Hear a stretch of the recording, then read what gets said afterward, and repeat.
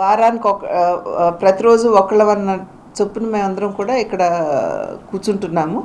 ఆ సందర్భంలో కేవలం మా కార్యకర్తలు మాత్రమే కాకుండా ప్రజలు కూడా వచ్చి వారి యొక్క అర్జీలు ఏవైతే ఉన్నాయో, వారి రిక్వెస్ట్స్ ఏవైతే ఉన్నాయో మాకు వారు ఇవ్వటం జరుగుతుంది. ఆ సందర్భంలో సాధారణంగా వెంటనే వీలైతే సంబంధించినటువంటి అధికారులకి ఫోన్ చేసి వెంటనే దాన్ని సాల్వ్ చేయమని చెప్పి వాళ్ళకి రిక్వెస్ట్ చేయడం జరుగుతుంది.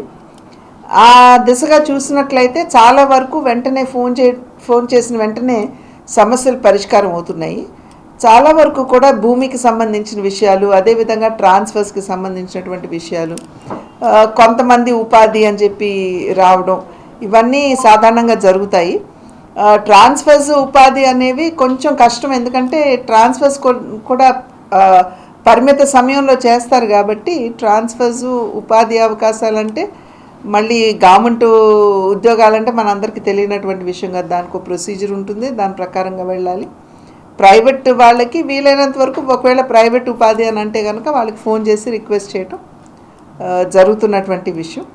కనుక డెఫినెట్గా ఏంటంటే వారధి అన్నది ప్రజలకి మరియు ప్రభుత్వానికి మధ్య ఉన్నటువంటి ఒక కనెక్టివిటీగా చూస్తూ మేము వీలైనంత వరకు కూడా ప్రజల దగ్గర నుండి వచ్చేటువంటి విన్నపాలని స్వీకరిస్తూ వాటిని పరిష్కరిస్తూ ముందుకు వెళ్తున్నాం. ఇవాళ కూడా నా దగ్గర కొన్ని భూ వివాదాలు వచ్చినాయి.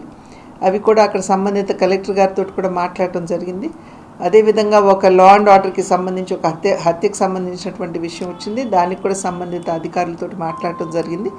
వారు కూడా అక్కడ ఉన్నటువంటి అధికారులు కూడా సానుకూలంగా స్పందిస్తూ వెంటనే వారిని కలిసి అన్ని వివరాలు ఇచ్చిన తర్వాత నిజాలు కూడా బేరీజ్ వేసుకుని వారు కూడా వెంటనే స్పందిస్తున్నారు. కనుక మంచి స్పందనే వస్తుంది వారికి. సుప్రీంకోర్టు వ్యాఖ్యల్ని ఎలా చూస్తారు? అంటే ఎన్డీడీబీ రిపోర్ట్లో ఒక క్లారిటీ లేదు, అడల్ట్రేషన్ జరిగిందనే దానికి ప్రూఫ్ లేదని కొన్ని కీలక వ్యాఖ్యలు చేసింది. దాని మీద చూడండి, ముఖ్యమంత్రి గారు he is the constituent head of the state.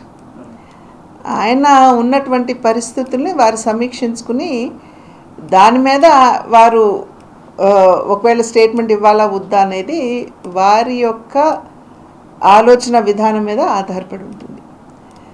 The court వచ్చి సాధారణంగా ప్రభుత్వాలు తీసుకునేటువంటి నిర్ణయాలు ఏవైతే ఉన్నాయో అవి సరిగ్గా అమలవుతున్నాయా లేదా అనేటువంటి విషయాల్ని వారు పరిగణలోకి తీసుకోవాల్సినటువంటి బాధ్యత కోర్టుకుంటుంది. అంతేగాని ముఖ్యమంత్రి గారు మీరు ఎందుకు మాట్లాడారు అని ప్రశ్నించే అధికారం కోర్టులకు ఉన్నదా అనేది అందరం కూడా ఒక్కసారి ఆలోచించవలసినటువంటి విషయం.